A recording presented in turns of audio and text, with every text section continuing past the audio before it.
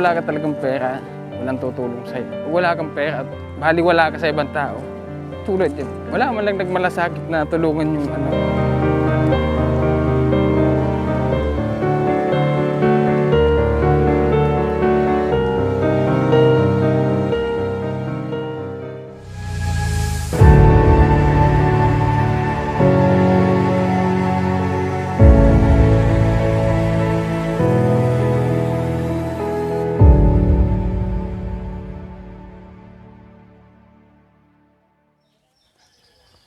Magandang hapon po sa lahat ng ating mga viewers, sa lahat po ng ating mga masugid na taga-subaybay. So ngayong hapon po ay pupuntahan natin si Nere kasi nag-chat po siya sa amin. Bumalik daw po yung ano niya, yung sakit niya na lupus. So may mga sinid siya yung mga picture na nagsusugatan naman yung bibig niya. Tapos kung saan parte ng katawan niya nagkakaroon ng sugat. Yan siguro hindi nami-maintain yung ano niya, yung gamot. Parang mukhang wala yata ang trabaho si Darwin. Minsan lang magpagtrabaho. Talagang walang mapagkukunan ng pambili ng gamot, pantustos. Wala naman siyang ibang maasahan talaga. Kasi dati pa naman yung na-vlog natin, halos wala naman tumutulong sa kanya kundi yung tita niya. Pero yun yung nakilala niyang magulang. Yung yung tunay na magulang niya. Sabi niya hindi naman daw siya tinutulungan. Ito yung mahirap sa buhay ng tao. May magulang ka nga, wala nang magawa kasi isa din mahirap. Yung pagkatapos po namin dito, pupunta naman kami kay Kuya Pabling. Maghatid tayo ng good news sa kanya. Kawawa din yung kalagayan niya. May kapansanan na. Tapos ganun pa yung sitwasyon ng buhay. Mag-isa lang sa buhay. Buti na lang may magandang loob na kupkupin siya. Dito nga tayo sa bahay ni Nere. Si ate mo? Nere? Basta?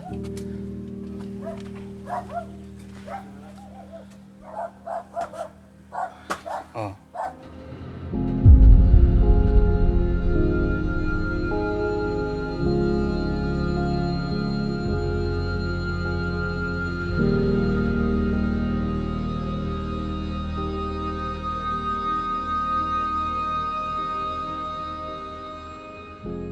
Nga po dito tayo kay Nere ngayon. So yun nga po, nag-chat siya sa amin. Nanghihingi ulit ng tulong kasi bumalik yata yung kanyang sakit. Nagsusugat yung kanyang pisngi, tsaka yung kamay, tapos yung sa ngalan niya. Ayan. So, kumusta ka na Nere ngayon? Okay na po, kaso hirap na pong tumayo. Masakit na din po dito. Hindi ka na makatayo talaga? Tinatayo niya na lang po. Inalalayan ka na lang? Pag-iihi po, tinatayo niya din po. Kailan pa to? Kailan pa bumalik yan?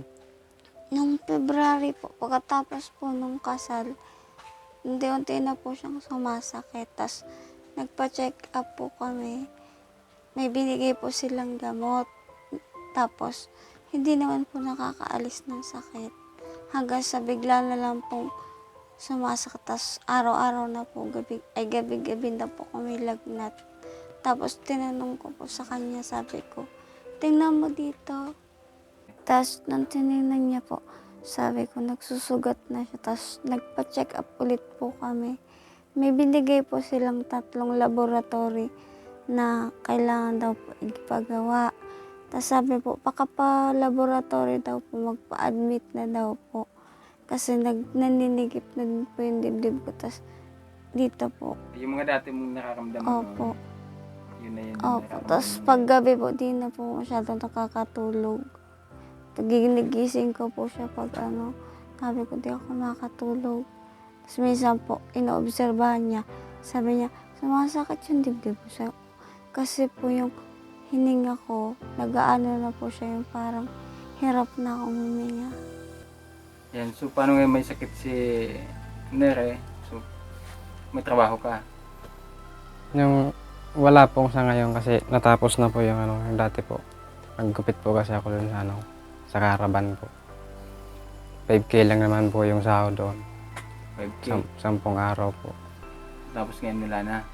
Wala na po, nakubos na po. Ay, saan kayo kumukuha ng panggastos sa ano ni Nere? May natira yata po siya dyan 800. Yan, ngayon, wala kang permanent trabaho. Wala po, extra lang po. Minsan nga po, wala talaga. Pwede paano matutustusan yung pangangailangan ni Daroy? Yung pagkain saan kayo kumukuha?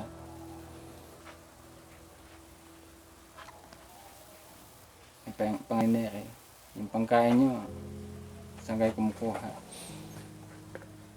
Ano yung motor nyo? Hulugan? Opo. Saan kayo kumukuha ng panghulog? Si Mama Nora po yung naghuhulog dyan. Buwan-buwan? Opo. Pag ano po, doon niya na po dinidiretso sa SYM. Tapos papadala na lang po sa amin yung reference. Kasi yun po yung pangako niya. So hindi naman kayo naguhulog yan. Kasi Hindi kung po. naguhulog kayo niyan, mas lalo kayo mahirapan. Pag ano po kasi sabi nga po sa kanya ni Ninang Joy, kasi kasuhan daw po ng student license kasi balak niya pong i-ano po. Minsan po nakakapasahero din po siya dyan sa housing. Yun po. Kasi Pangdagdag gastos po. diba, kontra na ako dyan sa motor kasi talagang nakarasan ko na yan dati. Oh. Kumuha ako ng motor, hulugan. Tapos umasa lang ako sa pamamasada.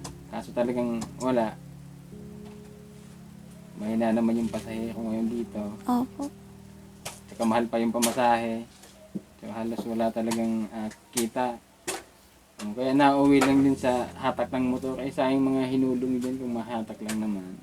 Po. Yung maintenance mo, ano naman, Unti. tuloy-tuloy naman. Ano po, unti-unti na po siyang nauubos. Tapos minsan po din na kami nakakabili. Ang naiinom ko na lang po 4 na gamot. Ilan dapat yung... 6 po. Kaya talagang kulang na eh. Walang pambili. Sabi nga po ni Mama, dapat daw po kargadahan ko ng vitamins 3 times a day daw po. Kasi daw po mahina nga po ang immune system ko. Hindi kayo nagtitake ng mga maggulay. Gulay lang ang kailangan yan. Iyon Kasi po, kung pambili lang na ng gamot yung mga pambili talaga ng gamot yung hahanapin mo. Wala. Wala naman trabaho si Darwin. Oh, Hindi mo naman napabayaan yung sarili mo. Baka kasi lagi mo namang hindi na. Bihira na. binabatak yung trabaho ay katawag mo sa trabaho, bawal sa'yo Hindi naman po ako gumagawa dito sa bahay. gala. Hindi naman. Minsan lang po pag may kailangan lakarin po. Nga tulad nga po ngayon, kailangan na daw po namin mag-enroll sa eskwelahan po. Hindi po ako makakaano kasi masakit nga po yung katawan ko. Nag-text na po kasi sa amin yung sir namin na okay na daw po dun sa Goa daw po. Kaya sabi ko, Paano ka makakapasok niyan? hahabol na lang po ako. Sakit ka. Sabi ko. Saan Sabi, kayo nakahingi ng tulong? ano po, yung sininang Grace po, nagtanong po siya sa amin kung ano daw pong resulta ng pagpa-check up. Tapos sabi ko po, may binigay na laboratory, pero hihingi namin ng tulong ko kanina. Tapos, una po, nagbigay sa amin tulong si Kap J po. Binigyan po kami ng 250. Pinandagdag po na, bumili kami ng prutas. Tapos, yung 100 po, itinabi namin. Yan, si Tita Gracie nga nagpadala ng 5,200. Sigurado kaya hindi ko naghulog sa motor nga eh. Hindi. Hindi naman po. Hindi. Kasi baka hindi kayo nakakahulog ng motor. Eto may pera dito, ihulog nyo muna sa motor nyo. Imbis na pampagamot niya. Andiyan po lahat ng resibo po Buti niya. na yung malinaw kasi uunahin natin yung kalusugan mo. Opo. Kasi andyan lang, motor andyan lang yan, pero yung buhay, mahirap hanapin yan. Oh. Hindi na yan maibabalik. Opo. Yan, so, kailangan lang natin siguraduhin na. Oh. Ito may 5,000 dito. Ang galing kay Tita Gracie.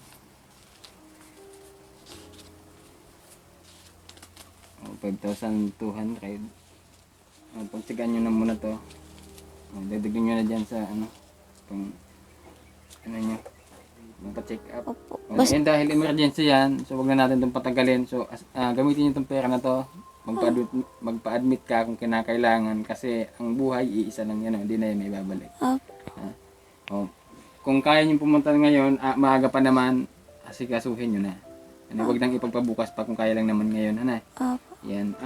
Tita Gracie, maraming salamat po dito sa bigyan niyo pong tulong kay Nerek para may admit po sa hospital. Kasi yun po yung advice ng doktor. Yan, salamat po. Ayan, thank you Lord kasi yan may may tao na naman po na nagbigay ng tulong yan para ito po madala po agad sa sa hospital to si Nerek kasi yan kailangan po kasi emergency po ito. Tita Gracie, maraming salamat po. Yan, ano gusto niyo sabihin?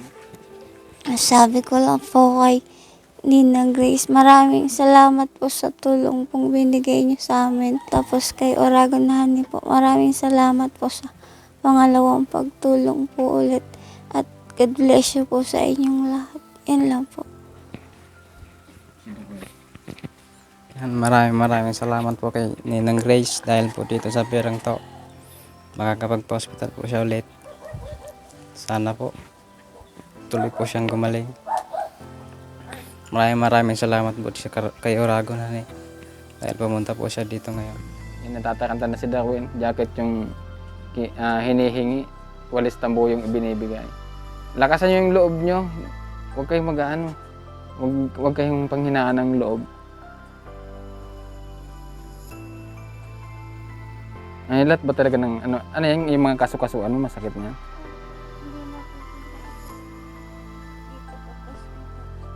Labas lang yan doon. Siguro sa infirmary na lang tayo, pumunta. Mag-ano tayo ng ambulansya.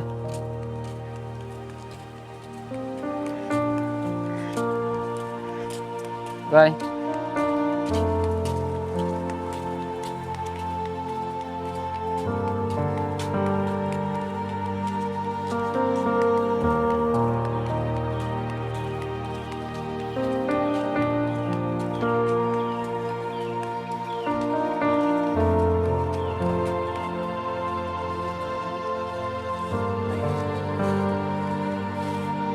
Sige na.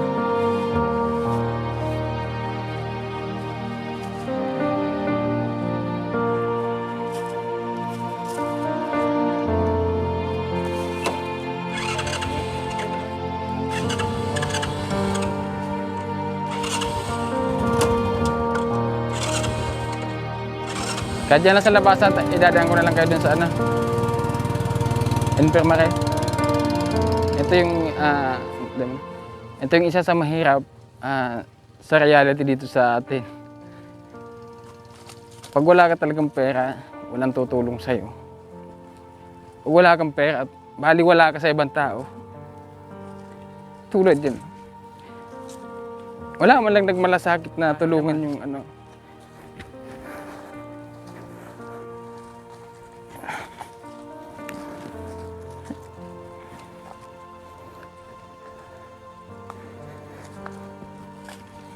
grabe naman pong buhay ni Nere. So wala talaga siyang ibang maaasahan kundi tayo lang. So sana matulungan ulit natin siya sa kanyang papagamot. Kawawa naman talaga yung bata. Walang ibang mapuntahan talaga. Walang ibang tumutulong sa kanya. Yung lang.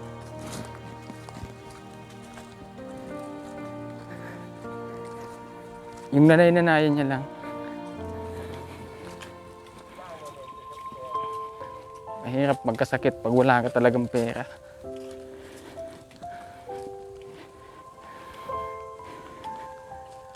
Walang magtitiwala sa yung magpautang. Lalo't wala kang trabaho. Kailangan lang magtiis kahit nahihirapan.